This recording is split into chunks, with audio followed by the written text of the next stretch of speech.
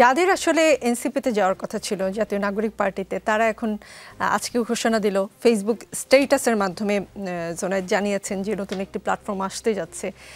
NCP কি চ্যালেঞ্জের মুখে পড়লো? আচ্ছা, শুরুতেই ধন্যবাদ জানাতে চাই আমাকে ফ্লোরটা দেওয়ার জন্য। আপনি একটা কথা বলেছিলেন যে তাদের আসলে এনসিপিতে যাওয়ার কথা ছিল। আমি জানি না আপনারা কোথা থেকে শুনেছেন তাদের এনসিপিতে যাওয়ার কথা ছিল। মানে এনসিপিতে কারা গিয়েছে বা না গিয়েছে সেটা কেউ কোত্থেকে প্রমাণিত হবে? সেটা হলো এনসিপি যে কমিটি দিয়েছে তার লিস্ট থেকে প্রমাণিত হবে। তারা জাতীয় নাগরিক কমিটিতে ছিল এবং জাতীয় নাগরিক কমিটি স্পষ্টভাবে বলেছে যে এখান থেকে এক বা একাধিক রাজনৈতিক দলের উত্থান হতে পারে। সেটাই আমরা দেখতে পাচ্ছি। এখানের ভিতরে বিভিন্ন দল মত পথের মানুষেরা, বিভিন্ন চিন্তার মানুষ একত্রে এসে যুক্ত হয়েছে। জুলাই গণঅভ্যুত্থান পরবর্তী সময় তো ছাত্রদের জন্য বৈষম্যবিরোধী ছাত্র আন্দোলন প্ল্যাটফর্মটা ছিল, কিন্তু নাগরিকদের জন্য তো কোনো আলাদা প্ল্যাটফর্ম ছিল না। তো নাগরিকদের জন্য একটা প্ল্যাটফর্ম করা হয়েছে, সেখানে সবাই আসছে। আমি যদি বলতে পারি যে এখানে আমাদের ছাত্র দলের বড় আপু ছিলেন কানাতাইয়া লাম আপু, তিনি কিন্তু এখানের ভিতরে এসেছিলেন। এরকম অনেকটা প্রত্যেকটা রাজনৈতিক দল, অনেক রায় এসেছে, অনেকে কিন্তু পরবর্তীতে এনসিপি হয়েছেন, যিনি এর আগে সিপি বা হলো গিয়ে ছাত্র ইউনিয়ন করেছিলেন।